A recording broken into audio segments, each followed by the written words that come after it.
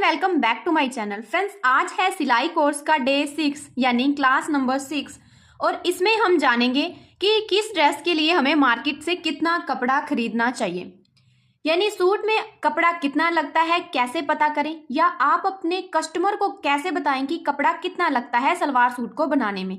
Salwar suit हो, kurti, pant, palazzo में कपड़ा कितना लगता है।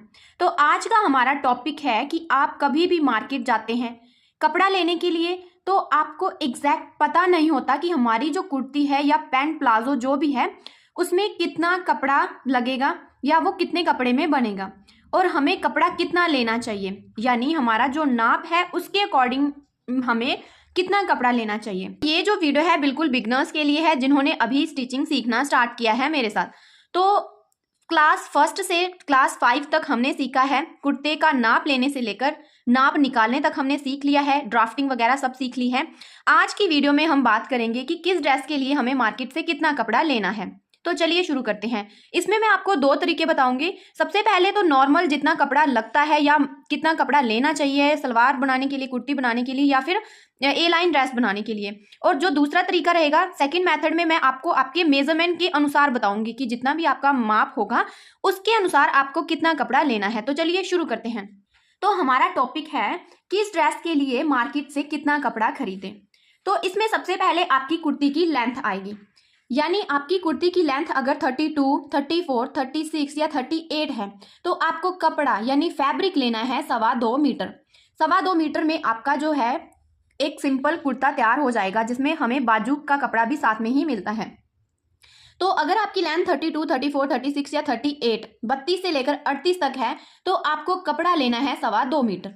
अगर आपके कुर्ते की लेंथ 40, 42, 40 या 48 है, अगर आप इतना कुर्ता रखते हैं 40 इंच का, 42 का, 46 का या 48 इंच का, तो आपको कपड़ा यानी फैब्रिक लेना है 2.5 मीटर।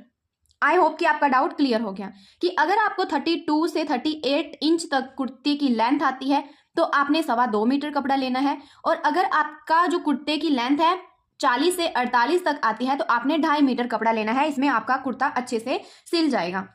इसके बाद अगर आप सेमी सलवार बनाना चाहते हैं यानी नॉर्मल सलवार बनाना चाहते हैं तो उसके लिए आपको 2.5 मीटर फैब्रिक चाहिए, यानी अगर आप नॉर्मल सलवार तैयार करना चाहते हैं तो आपको 2.5 मीटर फैब्रिक लेना है। लेकिन अगर आप फुल पटियाला सलवार बनाना चाहते हैं तो उसके लिए आप 3 मीटर, 3.5 मीटर या 4 मीटर तक फैब्रिक ले सकते हैं। इसमें आपकी फुल पटियाला सलवार तैयार होगी। इसके बाद जो हमारी ए लाइन या कली वाली ड्रेस होती है, गैदर्स वगैरह ढाल के ड्रेस तैयार करते हैं, यानी ए लाइन कली वाली ड्रेस आपको बनानी है तो उसके लिए आपने नॉर्मल 5 मीटर फैब्रिक लेना है। तो इस तरह से हमने जाना कि हमें नॉर्मल कुर्ती सलवार और ड्रेस ए लाइन ड्रेस के लिए कितना कपड़ा लगेगा। इसके बाद अब हम सेकंड मेथड देखते हैं। तो अभी हमारा सेकंड तरीका है जिसमें मैं आपको बताऊंगी कि आपको अपनी कुर्ती के मेजरमेंट के अनुसार कितना कपड़ा लगेगा, यानी कुर्ती में हमें कितना कपड़ा चाहिए इसका पता हमें कुर्ते की लंबाई से लगता है। जैसे कि पहले मैंने आपको बताया कि हमें कुर्ती में कितना कपड़ा चाहिए तो इसका पता हमें लंबाई से चलेगा। फॉर एग्जाम्पल मेरी कुर्ते की लंबाई है 40 इंच और आपको पता है कि हमारा जो 40 इंच में 1 मीटर होता है, यानी 39.37 तक हमारा 1 मीटर आता है। तो हमारे कुर्ते की लंबाई होगी 40 इंच, तो 40 इंच हमारे एक पार्ट के लिए रहेगा, यानी 1 मीटर कपड़ा चाहिए, यानी 1 मीटर हमारा फ्रंट पार्ट के लिए चाहिए, तो वही 40 इंच हमें बैक पार्ट के लिए भी चाहिए होगा। तो इस तरह फ्रंट और बैक के लिए हमें 40 + 40 आपका जितना भी मेजरमेंट हो कुर्ते की लंबाई का उसको डबल करके लेना है, यानी फ्रंट और बैक दोनों का हमें काउंट करना रहता है इसमें। तो 40 + 40 80, तो 80 इंच आपको पता है कि 2 मीटर कपड़ा रहता है, यानी 80 इंच में हमारा 2 मीटर कपड़ा आता है। तो ये तो था कि हमें फ्रंट और बैक के लिए 2 मीटर कपड़ा चाहिए होगा।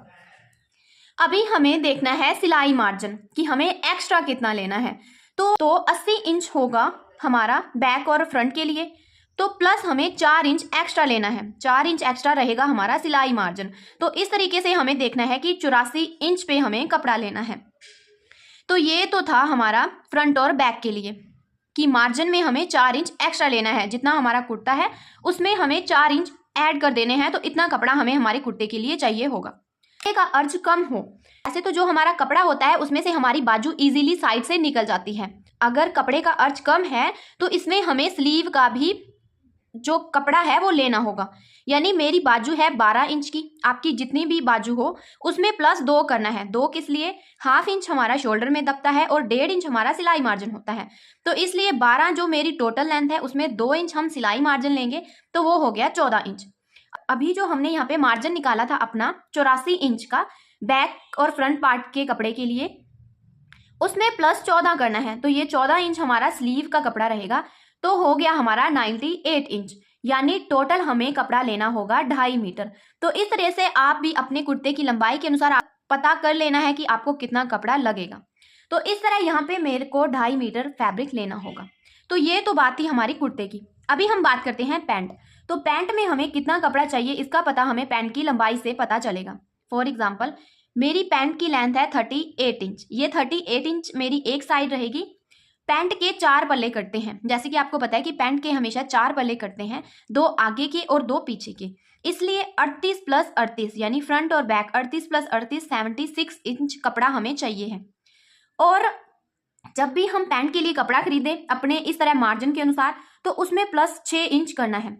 जैसे कि 76 इंच मेरा टोटल कपड़ा आया, तो उसमें मैं 6 इंच रखूंगी मार्जिन के लिए, तो मेरे पास आएगा 82 इंच कपड़ा, यानी ये 6 इंच मेरा सिलाई मार्जिन होगा।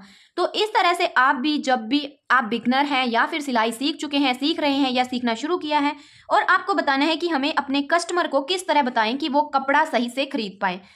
आई होप कि आपको वीडियो अच्छी लगे। इस तरह से आप भी कपड़े का मार्जिन इजीली निकाल सकते हैं। वीडियो पसंद आए तो ज़्यादा से ज़्यादा शेयर करें ताकि मैं इस तरह से वीडियो आपके लिए बना सकूं।